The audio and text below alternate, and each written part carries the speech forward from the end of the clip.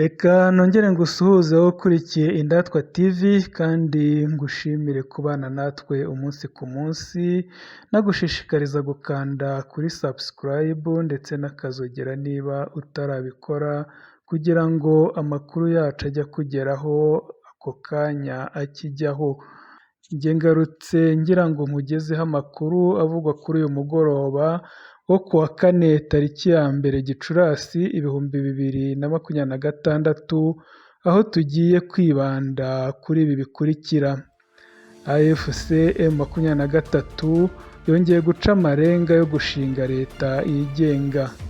Joseph Kabila we yagize icyo avuga kuri Amerika yamufatiye ibihano. Naho Iran yateguje Amerika ibitero bikomeye nihirahira ikongera kubyutsa intambara.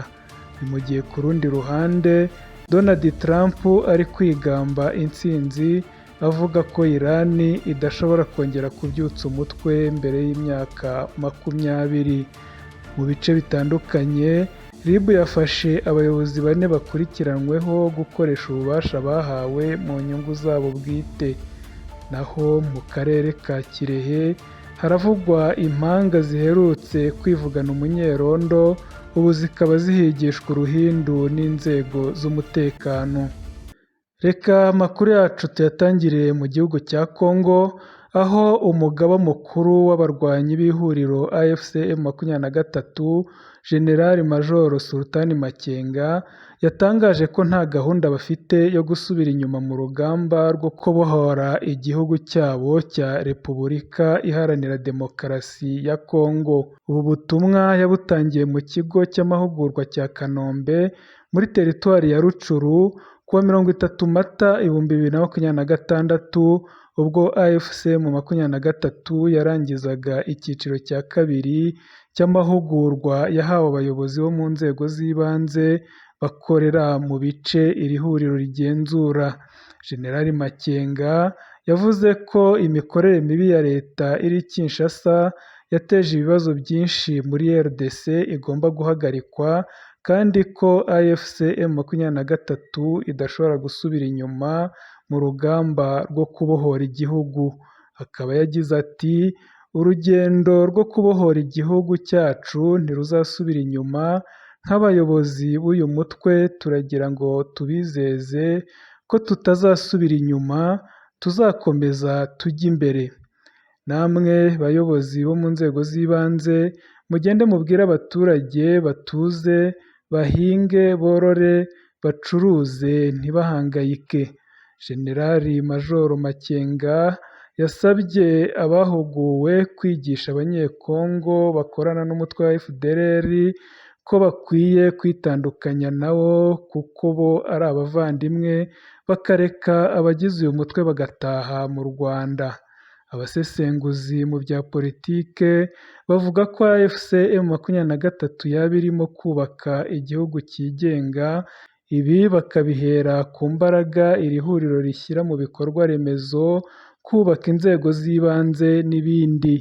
Aya mahugurwa ahabwa abayobozi b'inzego z'ibanze ndetse n'aya magambo ya General Sultan Makenga akaba yaje asa n'ashimangira uyu mugambi umaze igihe unugwanugwa wo kuba iri huriro rishaka gushinga repubulika yigenga nk'uko byagiye biba mu bindi bihugu mu minsi ya vuba, nka Sudani y'Epfo yamaze kwemererwa ndetse na Somaliland ikiri muri iyi nzira. Naho Joseph Kabila Kabange wahoze ari perezida wa Repubulika Iharanira Demokarasi ya Congo yamaganye ibihano yafatiwe na Leta Zunze Ubumwe za Amerika, avuga ko ibirego zashingiyeho zimuhana nta bimenyetso bifatika bigaragaza ko ari ukuri. Ku wa kane tariki ya 30 Mata nibwo urwego rushinzwe imari muri Leta Zunze Ubumwe za Amerika rwatangaje ko rwafatiye ibihano Kabila nyuma yo kumushinja gutera inkunga ihuriro rya AFC M23 rirwanya ubutegetsi bwa leta ya Congo.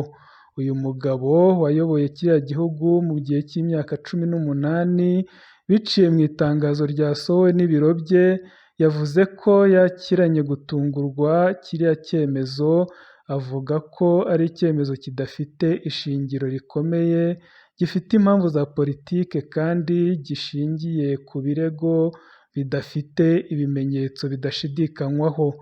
Ibiro bya Kabila byavuze ko kuva mu 2001 ubwo yafataga ubutegetsi kugeza muri 2019 ubwo yavagaho, yitangiye ibikorwa byo kongera kunga igihugu, kugarura amahoro buhoro buhoro, kunga Abanyekongo, kubaka bundi bushya leta no kugarura ituze mu karere k'ibiyaga bigari. Byavuze ko ku butegetsi bwe aribwo RDC yavuye mu ntambara y'akarere yari yarayisenye bikomeye, isubirana ubumwe bw'inzego za leta kandi igira ku nshuro ya mbere mu mateka yayo ihererekanya ry'ubutegetsi mu mahoro kandi mu buryo bwubahirije umuco wa demokarasi. Ku bwa Joseph Kabila, icyemezo cya Amerika kiratangaje cyane kubera ko gishingiye ku bivugwa n'ubutegetsi bwa Kinshasa butigeze bushobora gutanga ibimenyetso bifatika bishyigikira ibyo bwamushinje imbere y'ubutabera bwa gisirikare bwa Kongo bukorera mu kwaha kwabwo. Joseph Kabila yongeye gushimangira ko ashyigikiye ubumwe bw'igihugu, ubusugire bwacyo, amahoro mu gihugu cye no mu karere k'ibiyaga bigari ndetse n'igisubizo cya politike kirimo bose ku kibazo cya Kongo. Uyu munyapolitike yasabye ko uruhare rwa Leta Zunze Ubumwe za Amerika rwagira umumaro ugaragara ku gushaka igisubizo kirambye ku bibazo byugarije Kongo, bitari iby'umutekano gusa kandi bitareba gusa uburasirazuba bw'igihugu. Reka twerekeze muri Irani, aho iki gihugu cyateguje Amerika ibitero bikomeye nisubukura intambara. Leta ya Irani yatangaje ko Amerika nisubukura ibitero mu ntambara imazemo amezi 2, izagabwaho ibitero bikomeye ndetse ikomeza gushimangira ifungwa ry'umuhora wa Hormuz. Umuhora wa Hormuz unyuramo 20% by'ibikomoka kuri peteroli, umaze amezi 2 ufunze kubera intambara Amerika na Israel byasoje kuri Irani ku wa 28 Gashyantare 2026, byatumye ibikomoka kuri peteroli ku isi bihenda. Impande zombi zatangiye ibiganiro ariko icyiciro cya kabiri gikomwa mu nkokora n'uko Perezida Donald Trump yahisemo kubuza itsinda ryari guhagararira Amerika kujya muri Pakisitani ahabera ibiganiro. Gusa ariko hari amakuru avuga ko mu by'ukuri atari Trump wabujije izi ntumwa za Amerika kujya mu biganiro, ko ahubwo Irani yo yafashe umwanzuro wo kutajyayo nyuma yo kubona ko ibi biganiro bisa n'imikino kuri Amerika.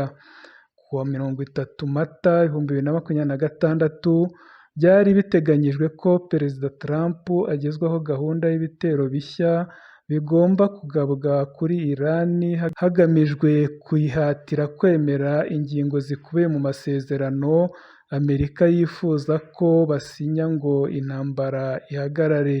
Umuvugizi wa Minisiteri y'Ububanyi n'Amahanga ya Irani, Ismail Bangei, yatangaje ko bitari ngombwa kwitega ibisubizo byihuse mu biganiro na Amerika. Umwe mu bayobozi bakuru b'igisirikare cya Irani yavuze ko mu gihe Amerika yakongera kugaba ibitero kuri Irani, nayo yayisubiza igaba ibitero byinshi ahari ibirindiro by'ingabo zayo mu burasirazuba bwo hagati. Umuyobozi w'ingabo zirwanira mu kirere Majid Musavi we yagize ati "Twabonye ibyabaye ku birindiro byanyu mu karere, tuzabona ibisa nkabyo ku bwato bwanyu bw'intambara."